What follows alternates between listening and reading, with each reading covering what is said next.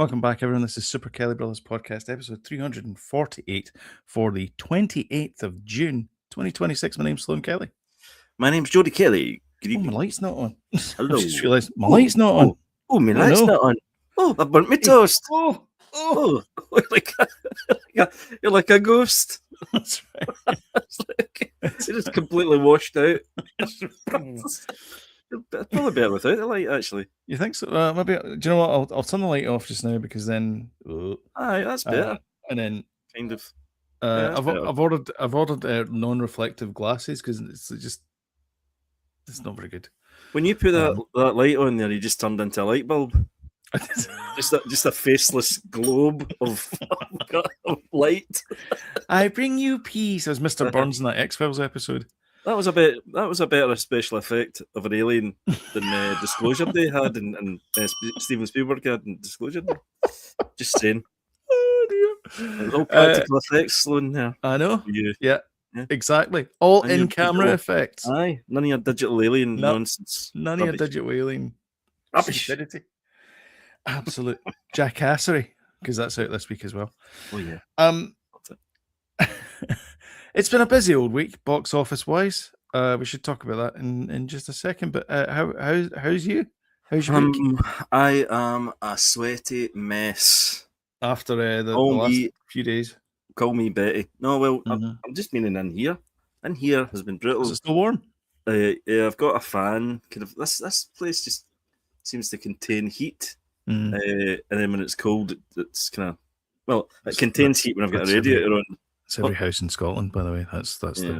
Keep the heat in. Aye, I know. They're designed for that, not for anything else. Yeah, not for keeping it cool.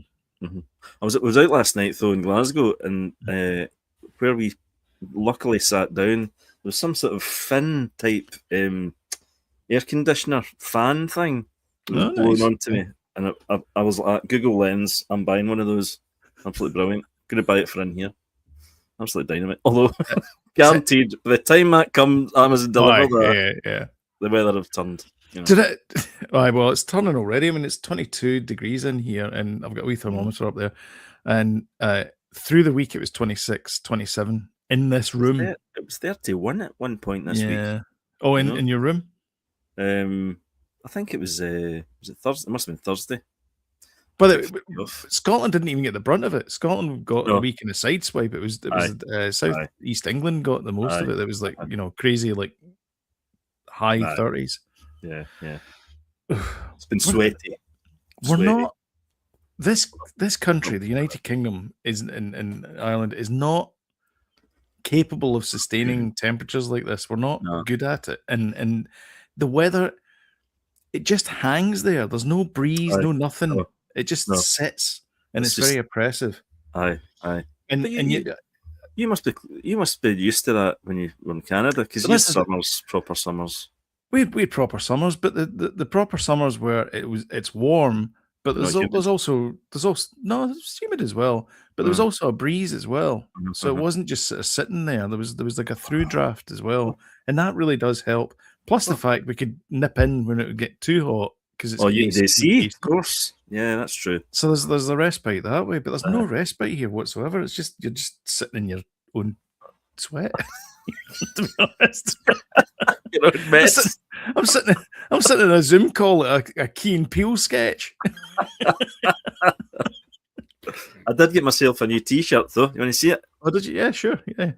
Show everyone your T-shirt. Oh, nice. Yeah, OG logo of Star Wars. Very cool.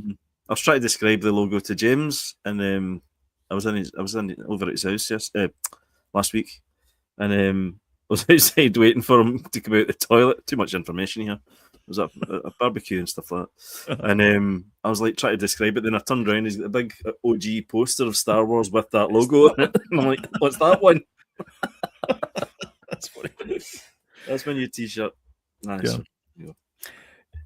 Shall we get to the meat and two veg of it all and talk about things? Yes, let's get to the shaft. Niels.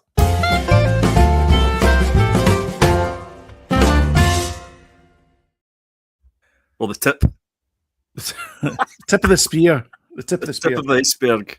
Let's talk about box office. So box office this week, top 5, Disclosure Day in number 5. Number 4, Obsession is still there. In Wow, my obsession. doing well. That Human League song, brilliant. You love it. Jackass is in at number 3. And so What? Jackass, the best and last, it's called. Yeah, it's out. Yep. Or in America. Sure. I think it's America. Yeah, it's it's got $3.8 million domestic, no worldwide. Yes, it's not out in America just yet. No, not outside of America. To be fair, though, that movie is a lot of compilation stuff. It's oh, is it? Aye, it's like old and new stuff plus previously unseen stuff as well. Right. But I think it'll be a good time. It's meant to be quite emotional as well. Uh-huh. James, has Michael crossed $1 billion yet? Don't think so. James is pushing his glasses up as he says this because he probably knows the answer. I don't think he has. No, I don't think so. No, 977. So it's pretty close. Oh, it's pretty close. Very close. It deserves to be $1 billion movie. It's a fantastic film. Yeah, great. Loved it. I guess you're a big Michael Jackson fan because I like his stuff when it comes on the radio, but I'm not like buying his albums and stuff, so I'm not like a huge Michael Jackson fan. So it doesn't have a draw to me. No, did you see it? No, you never saw it. I've got no real interest in going to see it. To be honest, I like the sort of up to thriller and possibly bad. After that, it went all a wee bit kind of strange for me. Not a big fan of his story, no. I didn't like all that stuff. I didn't like the black and white stuff. With I quite like black and white. It was okay. It was okay, but I didn't like the man in the mirror and all those ones. Jody, these are Stone Cold classics. I can't believe I'm not the fan, and you're the one that is the fan. I'm going like, Jody, what are you talking about? I like the simple stuff and Thriller and Off the Wall, and I like the Jackson 5 stuff. I liked all that funky stuff, but once they got a wee bit kind of preachy, once they got a bit commercial, you get too commercial for me. Started doing Pepsi adverts and everything. That was me. I was out. So I liked his early stuff. What can I say? All right. Okay. So that's the top. We've entered the top. Entering the top 3 now. Jackass is in at number 3. Do you want to? So there's a fight for. So there's only 2 movies left now. So there's Toy Story and there's Supergirl. Yeah. Who do you think's number 2? What did you say there? Sorry, I get distracted. This Toy Story 5. Toy Story 5 or Supergirl 1? Oh, it's got to be Toy Story 5. Is number 1. Correct. Yes. Yeah. So Toy Story 1, so just to sort of, again, go box office things, it's $344 million worldwide for Oblivion, which has been out for quite a while now. And Toy Story 5 has passed that. It's $400 million. Oblivion, the Tom Cruise? Are you talking about the Tom Cruise film? Obsession, sorry. Oh, right. My obsession is Tom Cruise. Listen, I'm confused enough in life without you having to add to it. Come on. Do you know the thing is, that's a clue as to what one of my movies was I watched this week. My monthly watch of that movie. James says Jackass is on it, Kelly. Come on, it must be out after all. Yes, but the Box Office Mojo hasn't released the worldwide. My advisor, Daniel, about Jackass told me it wasn't out till next month. What can I say? Your advisors, get younger every year. I'm going to have to sack him. Yep. He's just an intern anyway. It's fine. Yep. And Supergirl has made $29 million worldwide. What one? Supergirl has made $29 million worldwide. 29 million. Yep. Opening weekend.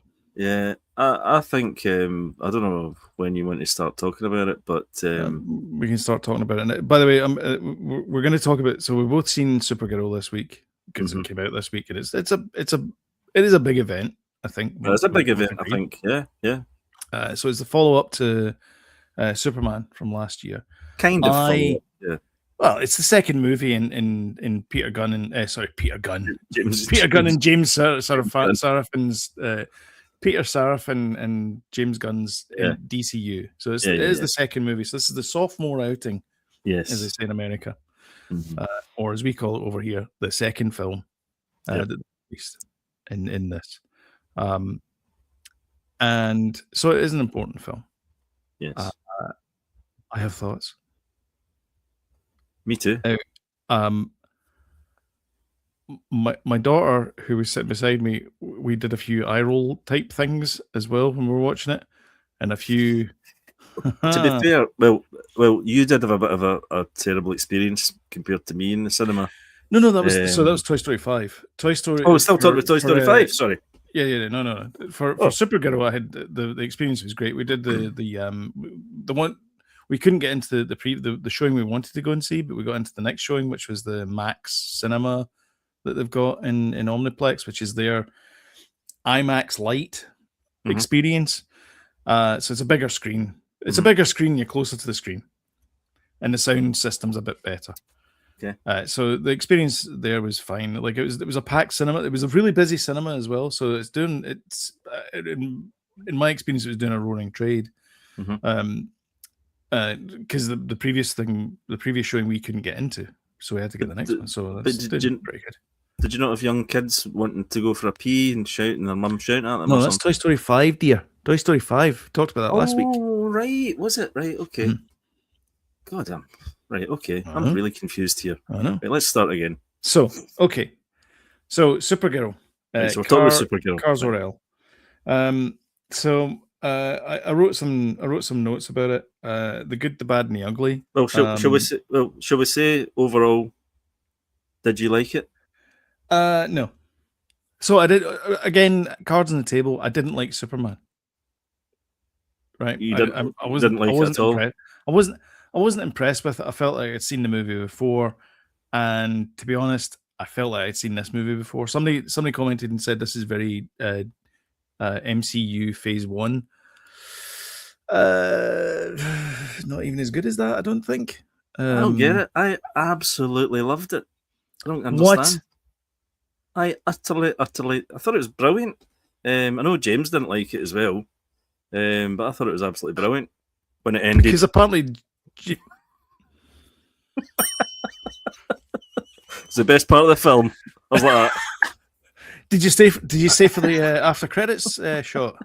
Did you stay for the after credits bit? Good, because there wasn't one. I'm telling you right now that that's a PSA from me. Do not wait to the end of this movie to see the after credit script thing. There isn't one.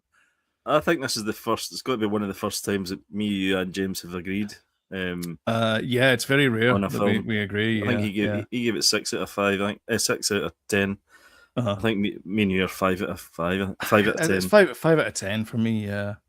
Like, and again, this is nothing to do with Millie Alcock. I thought she was fantastic, brilliant. Like, honestly, hands down, the best performance in the movie. She's great. I guess you got to be the best performance. You're there for most of the time. Aye. She was fantastic in it. The bit, kind of jumping all around a bit, but let's not spoil it though. Let's not spoil it. I was going to say there's a couple of flashbacks where she's not even speaking English. And she, like, the emotion that you get out of it is just like, she's great in a lot of things. She's good in Game of Thrones. She's great in a thing. She's in a thing called Upside Down with Tim. I can't remember the singer guy. The plays the piano and tells jokes. He's Australian. Oh, Minchin. Tim Minchin. It's a show called Upside Down. That's really good. She's brilliant in it. She plays a kind of bratty. She's kind of a bit typecast, but she plays a kind of bratty kid in it. Yeah. That's kind of running away, and Tim Minchin kind of picks her up. It's really, really good. Quite heartwarming and stuff like that. She's brilliant. Yeah, I agree. Yeah. Anyway, right, okay, we've got that out of the way. Let's see if I agree with your comments. So I'll just go through. We have another score here. Sorry. See, David, he liked it a little bit more. 3 out of 5. Okay, David Sam and I went to see it. So he that's the same score as James. 6 out of 10. 6 out of 10. Yeah. So that's what I'm saying, is it's hovering about that halfway mark, halfway to 2/3 mark. So I've written a few things down here, but I wrote down a checklist of all the things that you need to have in a movie like this, and they were just going like, do you know what would be cool? Alien bar fight scene, check. This is a sort of bingo card, is it? Right, carry on. Yeah. Weak girl taking on a bully, check. Bus full of diverse alien creatures, check. Well, Voice cameo of famous actor in a tiny or unusual alien. Check. yep. It just goes on like that. There's Well, a few other ones. I had a Just, I had a just sim I go had for a a list. similar notes, but mine was more kind of um where I'd seen things before in this, you Right. know, because I, like you said at the start, you feel as if you've kind of seen this before. Captain Marvel, anyone?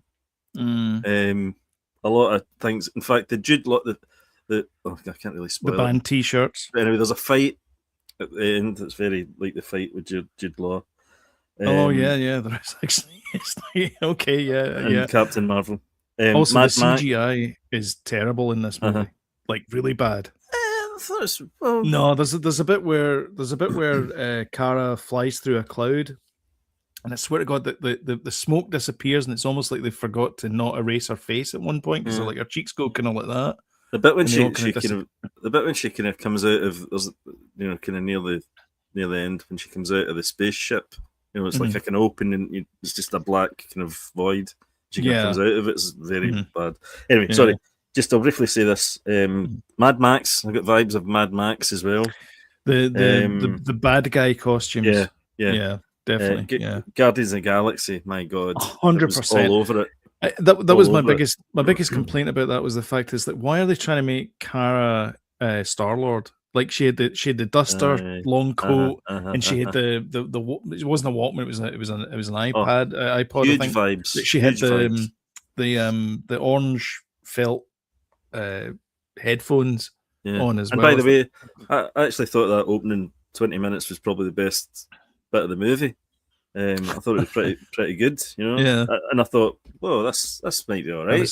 I was actually getting vibes back in Rebel Moon, actually. Well, Rebel Moon as well, vibes actually. When the ship arrived, I was like, Did you not think Ragnarok as well with the kids in the cage? That was in Ragnarok. That was Ragnarok. Yeah, because Heimdall's kid managed to get a signal through, and he was in the cages in the void thing. And then they copied the same thing they did with Crypto and Superman as well by kind of muting the dog. Early on, and then he's not really in it, Yeah. And then I also thought it was pretty violent for a family blockbuster. But was it? And the tone was a bit kind of not very family orientated as well. But that was so. There's a lot of fight scenes in it, and cartoon fight scenes. It tends to be kind of A-team thing where it's like they roll over and they kind of like they're knocked unconscious. Yeah.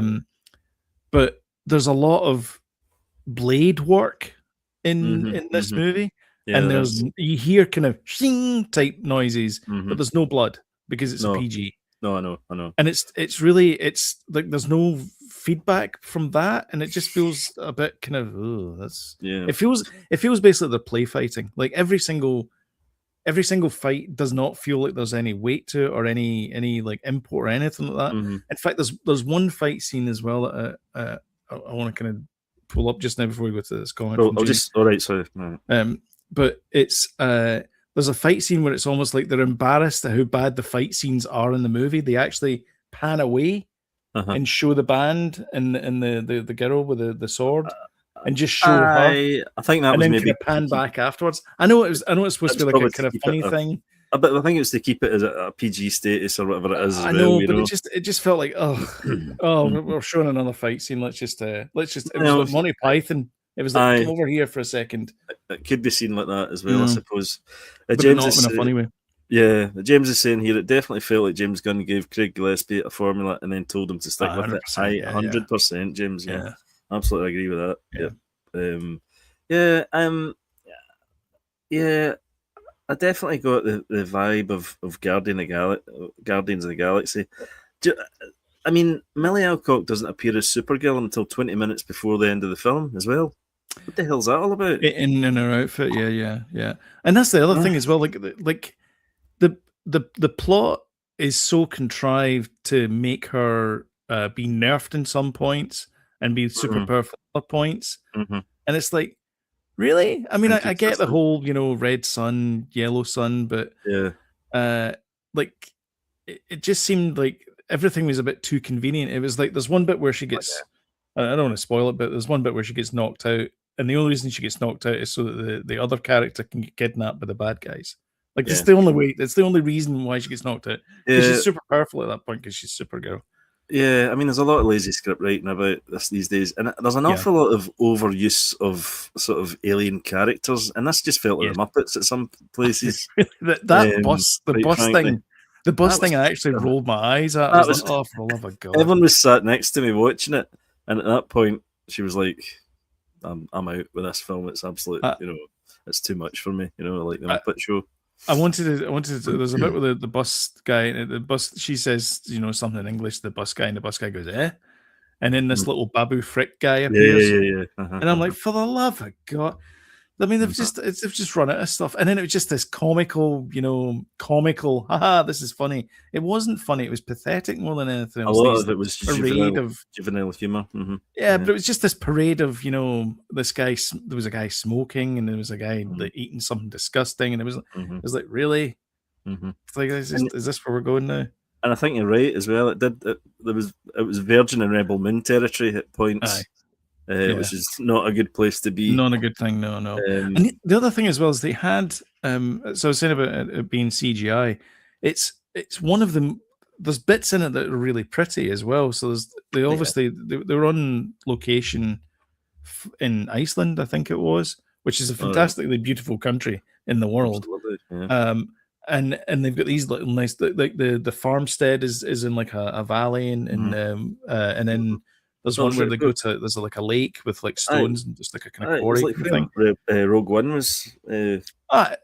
Sorry, Rogue One at the beginning.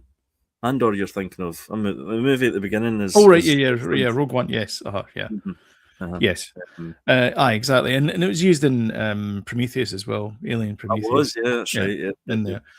So that kind of thing, and it's absolutely beautiful. And then there's just a whole bunch of like CGI that goes over the top of it, and it just ruins the shot. And you're like, why? You're working with this? Yeah, well, it's like sci-fi it up, don't they? I suppose. Yeah, I suppose. The baddie. Let's talk. Sorry. Right. Okay. I was just going to say that my last thing really was Lobo. Right. Okay. Let's talk about Lobo. I didn't like him. I just thought it was rubbish. Absolutely. It was utterly pointless. And it was so kind of his humor and all that, and the way he kind of was this badass guy, and then the next minute he's this teddy bear.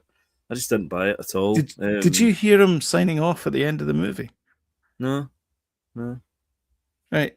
I don't really want to say it because we're not a family channel, but I don't really want to do it. But he says later, and then a slang word for the female breast area.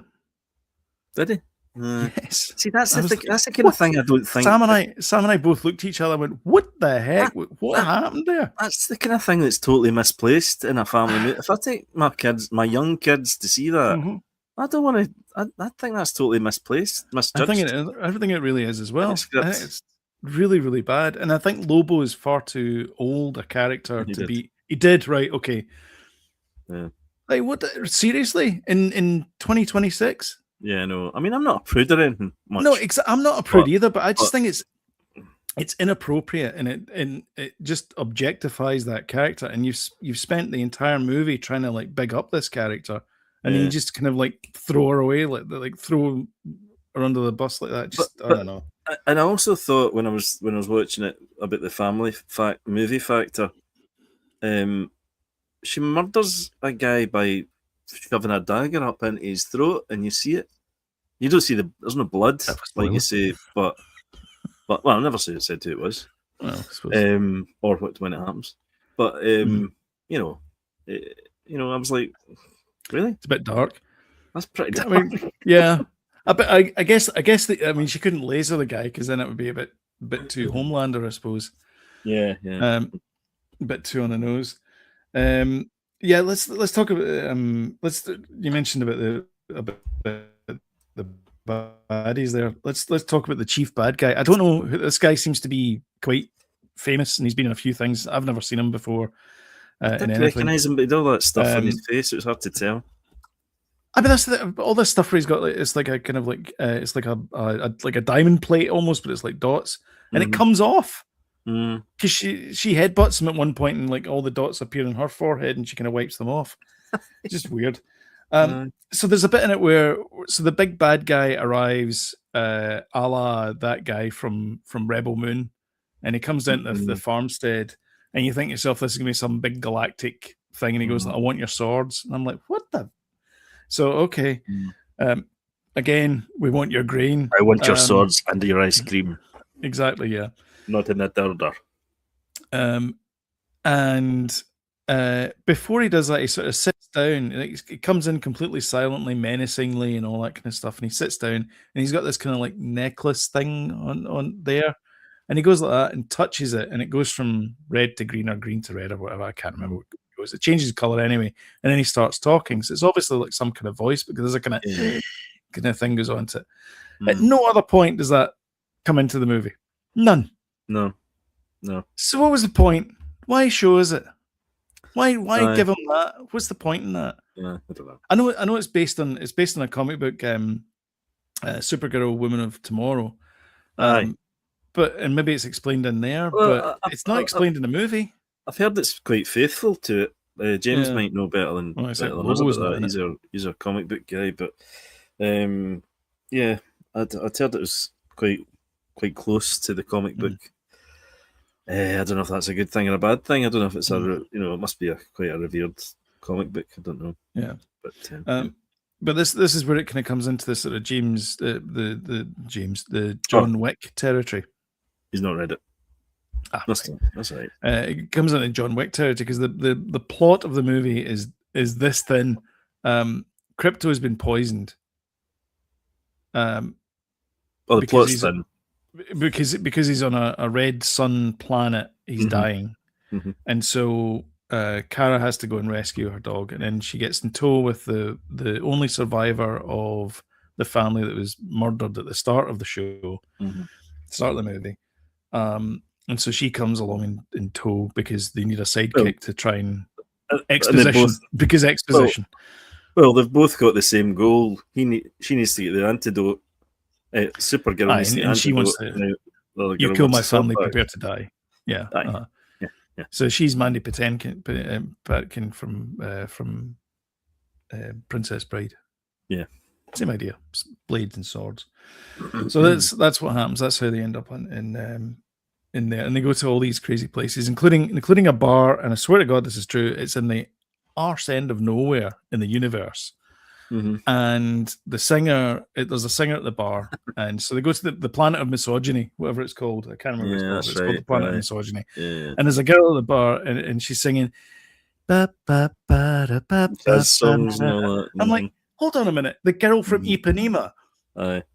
What is going on here? And then she sings another one. She sings another Earth song, and meanwhile, they talk to her in broken Universal Standard, which apparently is Earth. In English, and then you go, I take house, we go, like that kind of broken English. Well, why are they singing in the back end of nowhere the girl from Ipanema? I don't know. Why is it not play that song again? I thought some of the musical choices were quite good. Like Wet Leg was played, which was pretty good near the beginning. They're pretty good. There was another one. Oh, it was a what's the name? Is it Kyle O'Reilly? Something they're called Riley Kylo. Riley Kylo. They're kind of country band. They're really good as well. I used to listen to them all the time. I hadn't heard that song for ages. I was like, yeah, but yeah, that's worse than. Was it worse than Disclosure Day? As disappointing for me, I would say. I mean, I enjoyed Disclosure Day. I mean, it's a close one though, because there's a few holes in Disclosure Day that you could quite easily drive a truck through. Yeah. But this just seemed so off. It seemed like a wasted opportunity. And by the way, and this is the thing that really kind of got me. And again, it's Millie Alcott's movie. It's not David Cornsweet's movie. So this kind of makes sense. This just goes to show me how much, because I was talking to David about it afterwards, and I kind of agreed with what he's saying. I don't like David Cornsweet as Superman. I don't. Who's your I'm not a favourite? big fan. Oh, Chris Reeve. Well, I mean, he's the GOAT. Yeah. But I after thought Brandon Routh was pretty good. I didn't. Actually, I I didn't. quite liked him. I But thought yeah, I just Henry was good. I think. like he's awkward around her, and I get it. He's it's kind of his Clark persona, even though he's dressed as Superman. I don't mind But just I don't know. I much prefer. Let me put it this way: I much preferred her in this movie than I did Cornsweet in it. Right, like I didn't think he did a good job. But maybe it's just because it's not his movie. I mean, he's not. Well, I think I would. He may not be playing type. If I was asked what film I would watch again, I would watch Superman again. I wouldn't watch this again. I would watch Superman again, definitely. I mean, they're both one and done for me. I don't think they're as good as that. James said, I heard that the cape incorporated some of the Superman. The outside material for her cape was used. They had the same roll of fabric that they used for the Christopher Reeve cape, and so her cape is made from that, which is interesting as well. I mean, they're also addressing as well. That she said, "Oh, what do they call you?" "Oh, they call me Supergirl," and she says, "Why not Superwoman?" And he says, "Oh, it's just because and she kind of hand waves it, and he says, "Well, if he's Superman, why are you Supergirl?" And she's like, Are you much older, much younger than him? And he's like, "No, it's like 4 years or something, 10 years or something." Yeah. So but I would. I'd been inclined not to watch this one again. What's annoying though is that there will be certain parts of the internet that are gleefully going to say this was going to be a failure from day one. I'm not going to mention any names, but they drink critically, and they're going to lap this up and say, "Aha! Told you this is too woke," and all this kind of stuff. And it's more just fool him then if he hates garbage. everything. More fool him, by the way, because his life must be stink for him just to take it out in these films. Really. I think it's a shame the fact that it just so happens that it's this film that's not that great, because I said, Millie was fantastic in it. And I wanted it to be good, but it's just a shame it's not. Yeah, but I don't think we're being cruel about it. It's just the way it is. I mean, the things that we're pointing out, the other thing, the jokes didn't land as well. Again, it's really a lot down to the plot, which is paper thin. The writing is generally not good. There's a few emotional scenes that the Kara goes through, and those are really good. The fact that she's acting against a CGI dog and pouring all the emotions into it, I thought it was really impressive what she was doing there. So it's just like Lobo was the Lobo thing really took me out of it. Yeah, it was almost like, "Hey kids, it's Jason Momoa." It was almost like that. It was like So I think overall, what we think is Millie's good. The movie's no. Millie good. Jason no. Yeah. Oh, we got a comment here. It won't do so bad as they say. Partnerships made 100 million in theaters. Isn't the end all be all? I heard somebody liked it, and some even preferred the movie because they hated the comic. Really? Okay. Interesting. Nice comment. I mean, yeah. Thanks, I mean, it's true. I mean, movies aren't everything, and at some point this will go to streaming and it will go to video on demand and so on, and they'll make some money from there. But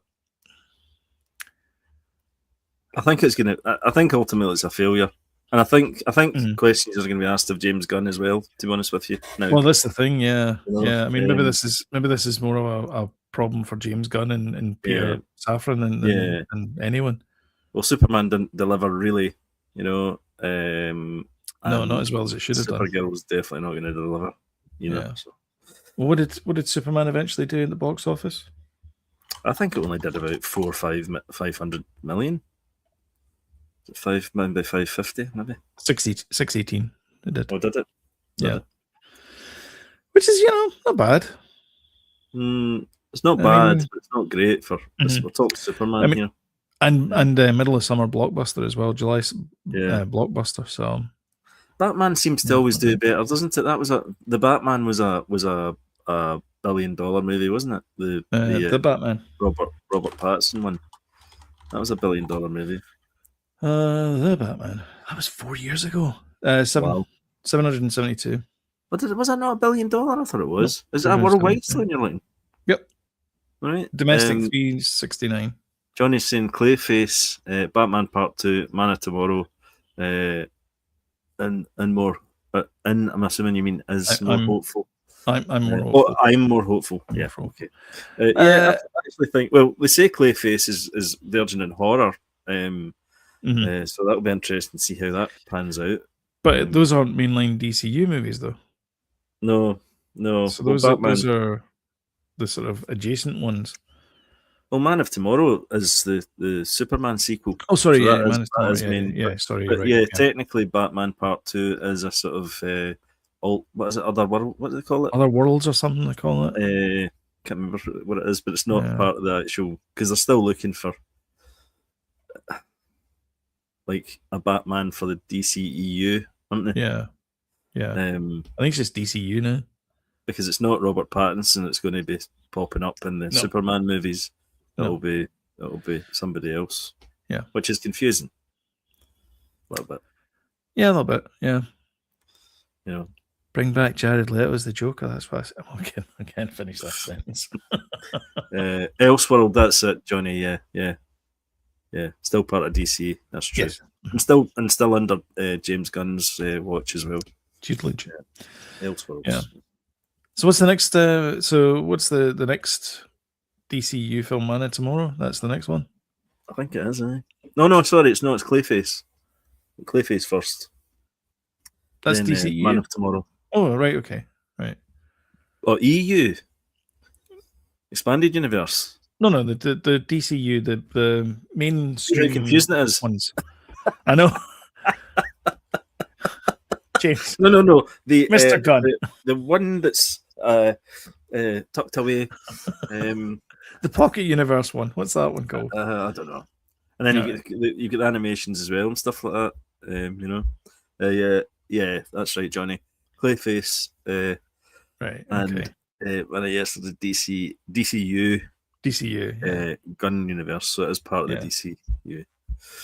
DCU. Because the Gunniverse. The Gunniverse. Let's just call it that. That's more. Yeah, the Gunniverse. Well, we had the Snyderverse. Why don't we call it the Gunniverse? That would simplify it.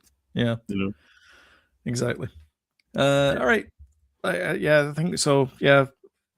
Middle average movie. It's not gonna light anything on fire, and it looks like box office wise. And you've seen it all before in other movies. Yeah, and it's been done a wee bit better in other movies as well. Definitely. All right. Let's stick with movies for just a wee second. Google has invested $75 million in A24, those art house movies, to develop AI-powered filmmaking tools. Whoa. Yeah. That'll not be long before we see a full AI movie. Jody, maybe we already have, and it's called Supergirl. Well, maybe written that way by ChatGPT.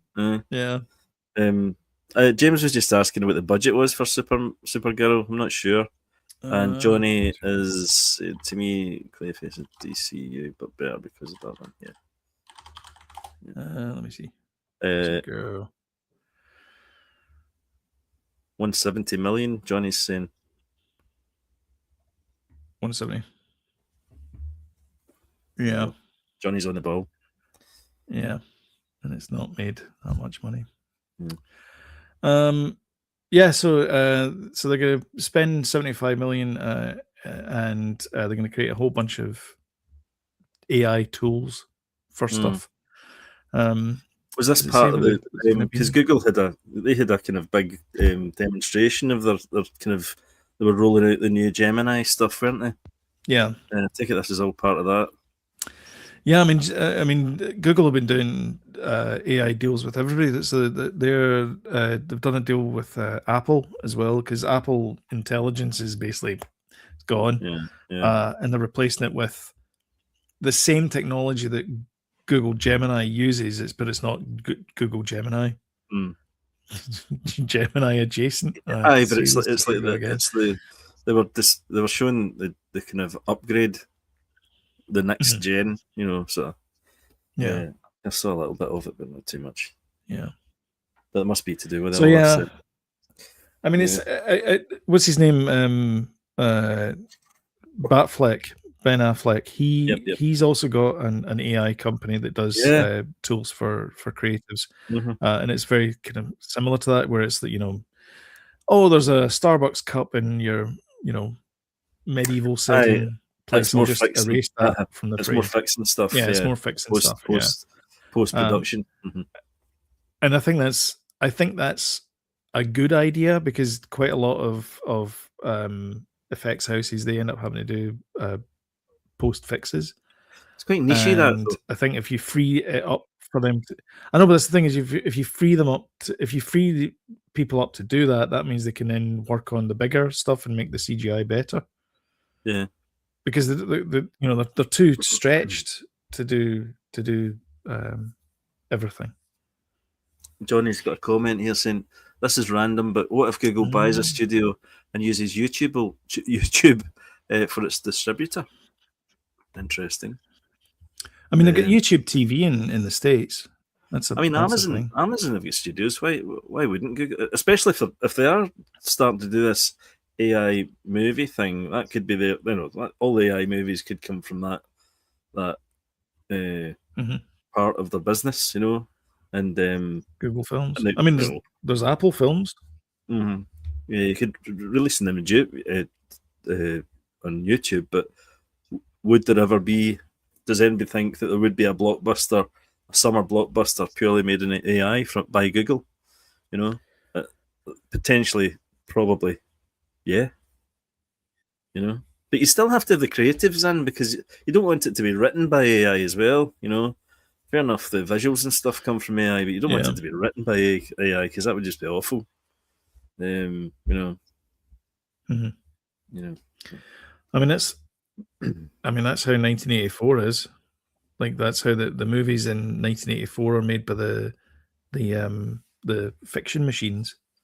Same as the books as well; they're all written by fiction machines. Aye, and the story, So, well, there you go. That was a thing. I think Ben Affleck was talking about that. It was like, you could have, you like, I don't know, Malcolm in the Middle, right? And it's no longer making episodes of it. So you're like, right, I want to star in an episode of Malcolm in the Middle, and it's got this, and that in it, and blah blah blah. Make that for me, or redo an episode of Malcolm in the Middle where I'm one of the guest characters, or something like that. You know, something, you know, that type of thing might be a sort of side part of that AI industry as well. You know, side hustle. Yeah. On a big scale. Johnny's saying Lionsgate and AMC are still independent. AMC, Walking Dead, not the theatre. Yeah. Is Lionsgate still independent? Were they not part of somebody? They're not part of Warner's? I don't know. I'm not sure. I thought they were. No, they're not. They are independent. Still independent. Yeah. Well, I mean, the biggest independent, or one of the biggest just now, is A24, isn't it? Yeah. You know, they're sort of flying high just now. Yeah. Got a lot of great films. A24, one of the best in my book, anyway. I think they're one of the best. Yeah, they got a few good stuff. There's not that Olivia Wilde, Seth Rogen one coming out soon. Yeah, that looks good. That looks good. Keys in the bowl. Yeah, Keys in the bowl. Yeah. Aye. I think that might be quite interesting, actually. Yeah, that movie. A sort of satire on that sort of lifestyle. yeah. And I think there might be a twist because Don't Worry, Darling, her last film with Harry Styles in it, that was good. Kind of saw the twist coming, but yeah, she's pretty good. Should we talk upcoming games? Yeah, There's a fix my which socks. is linked to another story we've been looking to kind of crowbar in for a few weeks. And now we've got nothing to talk about other than Supergirl. So that's it. Yeah, one of the big games this week that was released was the remake of Star Fox 64. Is it on Switch and Switch 2 or just Switch 2? I think it's Switch 2, actually. I would hope so, because Switch 2 really does need some exclusives from Nintendo. They're severely lacking. So this one, they released a demo of it on Switch 2. And I played the demo, and it's a beautiful looking game. And I also played Star Fox 64 because it's on their online service. Yeah. Just to kind of refresh myself with it. Lovely, brilliant. Huge difference in terms of cinematic cutscenes and gameplay in general as well. I suppose they've kind of polished things up. Looks amazing. It's definitely polished next gen and all that. And then I was kind of thinking to myself, it seems to be quite a trend these days in the gaming world to kind of polish off an old game and update it for modern audiences. Yeah, it's like, and the movies have been doing it for years. You've got a black and white movie like Psycho. Gus Van Sant updated it, and a shot-for-shot remake of Psycho. And we've had Total Recall, we've had Running Man lately, we've had Moana's coming out soon as well. Well, Moana, yeah, but that's I suppose that is a remake, but it's a live action remake. Yeah. Disney's big at those things. Well, that's Disney's big trend just now, isn't it? That's their thing. Taking the older movies and messing them up big style in a live action setting. What is the end point? What is the goal? Like, why is that a thing? Why are they remaking? Well, this is the question. Cartoons? Why do you guys think that they're doing this? It's like, is it just to update it for a modern audience type thing? Is it like a nostalgia thing? Is it? The other big one from Nintendo as well is Zelda Ocarina of Time, which was an absolute Stonewall classic, and I'm looking forward to seeing the sort of updated how they're going to do that. They've shown a tiny wee tease of a teaser of a trailer, and I hope they don't mess it up because it's a very, very beloved game with people. Yeah, sort of our age and maybe a bit younger or a bit older. Yeah, so it gets you into nostalgia feels, no doubt about it. And it is great to see these games getting updated. They've done it already in the past with Link's. What was the one they did on Switch? Oh, Link's Awakening. The Game Boy game, yeah. Was it that? Link's Awakening, yeah. Aye, they've already beautiful did it. Game. Absolutely beautiful game. I played the heck out of it, yeah. Oh, did you play the remake? I played the remake, yeah. Aye, yeah. And it was stunning looking. And they kept faithful really nice. They kept really faithful to the original. Yeah. So having seen that, I expect them to do the same with Ocarina of Time as well. Yeah. To be faithful to it, We'll see how it goes. But yeah. What are your thoughts? Well, so I was looking down this. So there's a big list of upcoming video game re-releases. The one I'm most intrigued by is Halo. Ones that are coming out. Yeah, Halo Studios. So they're re-releasing. It's actually called Halo Campaign Evolved because it used to be called Halo Combat Evolved. which was on the original Xbox, and it was Bungie's follow-up to Marathon, which was a Mac-only exclusive game. I don't know what they were thinking there. But anyway, so Halo Studios took over the creation of Halo games. They used to be called the 343 Industries. I think they were out of Vancouver in Canada.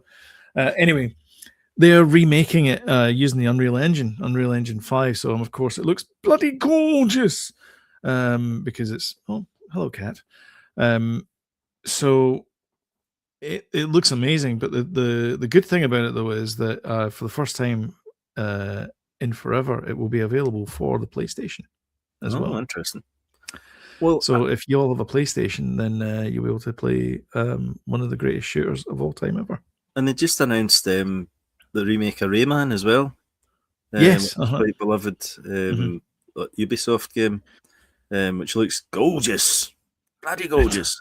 Johnny's saying he's hyped for Guild Wars 3, which is a lesser known deep cut. We love the deep cuts, Johnny. Love the deep cuts.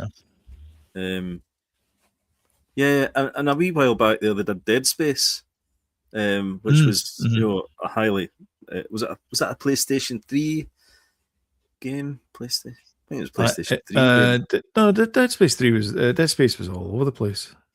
Was it older than that? No, it was all over the place. It was on Xbox. It's multi-platform. It's EA games. I know, but I'm just meaning, what era was it? Oh right, 360, I think. Was it 360? Yeah. Dead Space 3. And then they updated that. Was that for PS5? I think. I think so. And that era. I don't mean just for PS5. So that was a good one as well. So what's you get the list there of the upcoming ones? Yeah, so as you mentioned, Ocarina of Time, the remaking Tomb Raider Legacy of Atlantis, which is it's a remake of the original Tomb Raider. The PS1 Tomb Raider. Yes, the original. Back in the day, where you would like shuggle out, so one leg would be on a platform, the other leg wouldn't be on a platform, then you could make the jump. Exactly. That one. Pixel perfect. James is sorry, Alistair, rather. Hello, Alistair. I played the original Guild Wars and GW2 over the years. Loved them. Those games, actually, I've not played them. I never. It feels like that would be like a massive time sink. Those games. I don't know. There's games like The Witcher. I'm never playing The Witcher, or especially The Witcher 3. Because I played The Witcher 3. Yeah. But you need to invest a lot of time in them. There's a lot going on in those games. The last big game, I think, and this is showing my age, the last big game I think I played was Half-Life 2. Like, played it all the way through. That's the last. That wasn't yesterday. And that was not yesterday, no. And that's not even a big game compared to what's coming out now. So there's other ones as well, which things I've never played. So Persona 4 Revival is coming out. Yeah, that always gets remade though. Yeah. I feel as if that's not really a remake. It doesn't count, I don't think, because it's always getting remade. I mean, the other one is Final Fantasy 7 is getting remade, and I feel like there's always some special edition or other gets showing his age. I know. old man shouts at cloud. Correct. Frostpunk. I don't know. Just the ones that we've heard of. All right. Okay. Well, Resident Evil Veronica. Yeah, well, that's a big one, isn't it? And that's coming out in 2027. I feel as if there's been a bit of a trend of they've done a few in the past already. Remakes. They've done the sort of original game as a real update. I remember that in the PS1, and I thought that was the scariest experience I've ever had. Oh my god! Gaming. And you see it now, you're like, it's laughable because it's the first time you see the zombie, and it's because you go into the corridor and there's this cutscene, and the zombie turns and goes. I've never had a jump scare in my life. A game before that. So they've got a history of doing that. There was one I was going to say there. I can't remember now. I think it's on your list though. God of War. The God remake, of War. the original. And I feel as if that's not All right, they're remaking the original games. Original trilogy, yeah. All right, okay. So that's quite interesting because they kind of remade the first one for the I want to say PlayStation Portable, but it might be the PS Vita. I'm not sure. PS Vita, they had a kind of bundle of. No, I think it was PSP. They made it for, and it was an absolutely amazing game to play. Yeah. On that handheld. Well, technically, talking of handhelds, technically they've already remade Ocarina of Time because they did it for the Nintendo 3DS. Oh, so they did. They upgraded graphics and all that for that handheld. So they've already kind of done it once, So this will be the second time. Remedy are back remaking Max Payne 1 and 2. The game that gave us bullet time. They will be big. Huge. That'll be a big one. I think Rockstar are publishing it, but Remedy are back at it again, so that's good. Yeah. What else we got? Silent Hill. I never played the Silent Hill games because I'm too much of a wuss. I've watched Daniel playing them. I'm too wussy for those games as well. It's too much fog. I don't like that. I don't like fog. Yeah. I was just thinking as well that Nintendo. I don't like the fog. I don't like the fog. I was just thinking there that Nintendo redid Metroid, the GameCube again. They had the GameCube game that really started as a remake. So they're right in it. I was playing Metroid on the Game Boy Advance emulator on my Switch. Well, I got Metroid Fusion. I got Metroid Dread on my Switch recently. It's a 2D Metroid, the kind of OG style Metroid.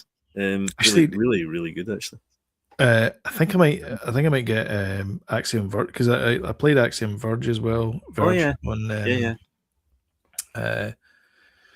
PC years ago, but now it's in handheld form. In fact, I was watching. You know, my favorite games are sort of Galaxy and Galaxy Galaga. and Galaga. Oh my God, I can't remember the name. And I saw a remake of that for I think it was a PS1 or PS2, and it was like it kind of started as a kind of flat 2D thing, and then it went into side mode, and then it went into a 3D section. They're brilliant. It looked amazing. I was like, wow. Stunning, yeah. A shout out to my mates at Ubisoft Toronto. They're remaking Splinter Cell.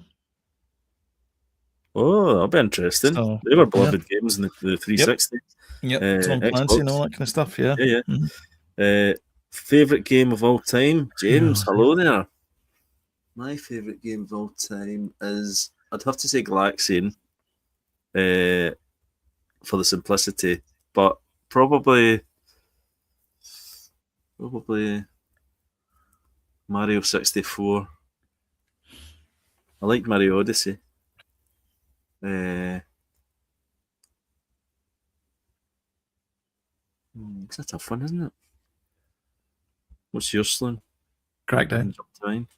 Crackdown? Yeah. Yeah? Not your favourite? Oh, if I was stuck on a desert island, there was only one disc, it better be Crackdown.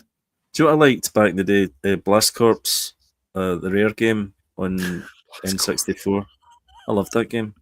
Absolutely brilliant. GoldenEye as well was a big one. Yeah.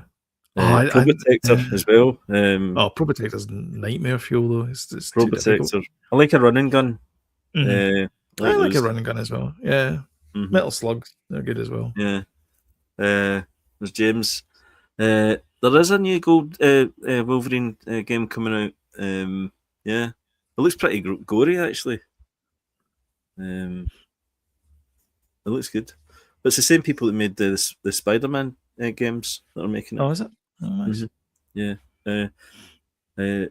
Alistair saying loved Vampire the Masquerade. On the PC released in 2000. Vampire the Masquerade. I've heard of that. I've heard of it. Well, do you know what I used to love as well? Prince of Persia. The Sands of Time. That was a cracking game. It was I think that was in PS2 or PS3. Yeah, something like that. Yeah, that was a belter of a game. That. And then the other ones they've got here are in the list are Star Wars Knights: The Old Republic remake as well. That's coming out. Wow, that's gonna be amazing. KOTOR. That's gonna be cinematic. Out. That'll be cool. Yeah. Look forward to that. So, hello. Excuse me. Hello there. So yeah, there's no time in that. It just says TBA, so I can't give you any time in that. That was remaking. Your cat saying that's her favourite game. Is Stray. Yeah. That was a good game, actually. Stray. She loves Stray. She really does. Mm-hmm. CD Projekt Red. They are remaking The Witcher. Right. I don't know why, but they're remaking The Witcher. So that's nice. You could actually argue that the GTA 6 is a remake of Vice City. I mean, you could if you're being pedantic, but I mean, the fact that the Vice City map is about that size and the GTA 6 map is about I know, size. But I bet you they'll put in some little nods to the Vice City. Oh yeah, I reckon. Yeah, it'd be rude not to, wouldn't it? It would be. Yeah. Mm-hmm. Can't wait to drive into ammunition and then buy a whole bunch of stuff, then drive into the old spray paint place and get my car done in a helicopter and all That's that. Right, yeah. Yep. Stealing a jet or whatever it is. Yep. And then just skydiving down onto the top to do the heist. Perfect. Yeah. What a great way to spend a Saturday morning. Exactly. Or climb buildings for the agency in Crackdown. Which is what I'll be doing. Yeah. Shall we discuss what we were watching this week? Yes. Oh, yes.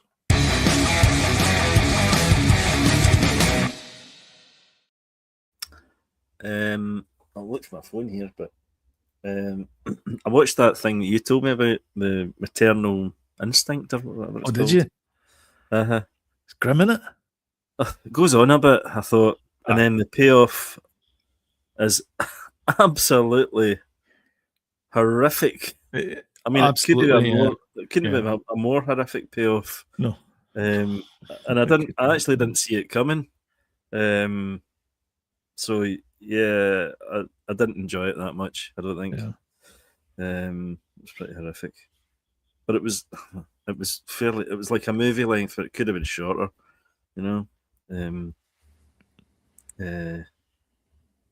Netflix needed to get a better editor, I think. Yeah, definitely. We watched our Friday night film was a film that I've poo-pooed for ages. It's called Enemy, and it's got Jake Gyllenhaal in it. It's one of these kind of weird mind-bendy ones, right? And I'd never heard of it. As Daniel, he quite likes Jake Gyllenhaal, so we're kind of working through some of his films. But I thought it was maybe Roadhouse. No, that's not happening. I tried to watch Roadhouse. I get 5 minutes into it and I'm like, nope. I was like, this is just too massive, Supergirl was better than Roadhouse. Oh, honestly. At least I made it through Supergirl. Aye. What was I going to say there? Sorry. I do this to you every time. So Enemy. Uh-huh. Yeah, I'd read it was a kind of mind bender and stuff, and I thought, oh god, we might watch this and not know what's going on, but we kind of followed it pretty well. Uh-huh. And I was like, oh, it was a bit slow and stuff like that. And then Daniel always looks up, because if it was a mind bendy film, he'll always look up the kind of meaning of it. He's like, do you know who directed that, Dad? I was like, no. He's like, the same guy that directed Prisoners, The Arrival, and Dune, and Blade Runner 20. I was like, Denis Villeneuve directed that. And sure enough, it's one of his films. And then the more I thought about it, I thought, like, it's a slow burn. It's quite, sepia kind of, thing. And I thought, and then I started to think, I think I quite like that now that I know he did it. Do you know that way? You're like, because I'm supportive of him. Yeah. I was like, nah, it wasn't that bad. I'd say it was very slow though. Like, but it's weird, and I like weird. Oh yeah, so that ticked my box. The weird thing ticked my boxes. 4 seasons. We're almost finished. It's a great show. If you're a certain age, and it's all about kind of life affirmment and it's sad, it's happy, it's things makes you that cry, all that kind of stuff. It's really great. It's fun. I think that's probably me. You still watching Married at First Sight? Yeah. Oh, that's long gone. Okay. If it was on, yes, I would be. Okay. I'll tell you that now. Right, go for it. So yeah, Star City, that's still kicking around. Loving it. It started to kind of heat up as well, which is nice. Sorry. Alistair just saying my brother-in-law made us watch Roadhouse with Jake a few months ago. We'll just leave it at that. Wait, Jake Gyllenhaal was in the same room. Was he like, huh? What'd you guys think? It was great, Jake. Hi. Brilliant. Oh dear. On Monday we were sitting watching TV and we're like, do you want to watch a movie? And Anime suggested, and I swear to God this is true, not me. Anime suggested it, Oblivion. So it turns out we are an effective team.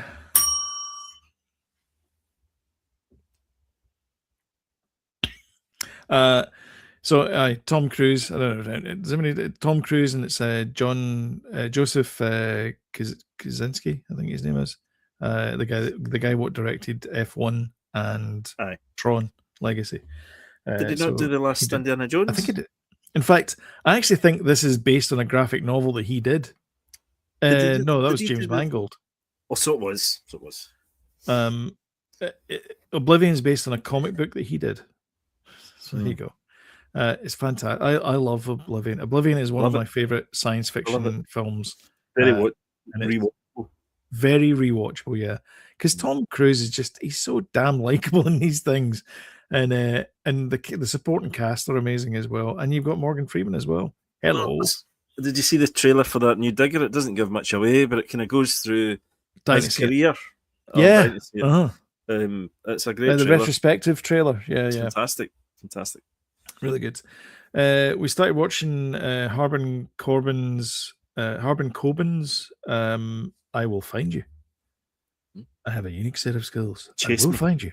Chase me. No, it's called I Will Find You. Chase me. If anyone remembers that comedian. I Will Find You with Avatar and Severance are in it. So it's one of those ones where it's like I don't want to remember the characters. If you give the characters names, then you feel something for them. So it's Sam Worthington and Britt Lower are the stars of this. Oh, is it? And it's the first Netflix Harbin Corbin one that's set in America, because all the previous ones have been set in Britain somewhere. Yeah. And so Sam and I are huge fans. We've watched every single one of these Harbin Corbin things on TV. And she said, "Is he Norwegian or something though?" He's no, he's American. He's American. Is he American? He's American. Really? Yeah. Because all these books are set in America. They just transplant them across to Britain for the TV shows. Really? Yes. Except for this one. This one is set in Boston, New York. Oh, okay. But Sam was saying, have you noticed that the houses that they've got here are just not as good as the ones they've got in Britain? Because the ones they've got in Britain are like these massive kitchens, and they've got like high vaulted ceilings. They're beautiful looking places. Those kind of show houses things. Oh my God. And the ones they've got in here, like because the kitchens are like really short ceilings and stuff. It was an interesting observation, I thought. Yeah. And then for our Friday night movie, we watched The Sheep Detectives. Oh, I want to watch that. I've heard good things. Which is on Prime Video. So if you got Prime Video, it's for free on Prime Video. That was that not out in May or something this year? It just came out this year, yeah. Yeah. I'll give you my review of it. It's all right. All right. I heard it was a funny movie. Maybe. It was all right. Oh, it's okay. It's okay. Better than Supergirl?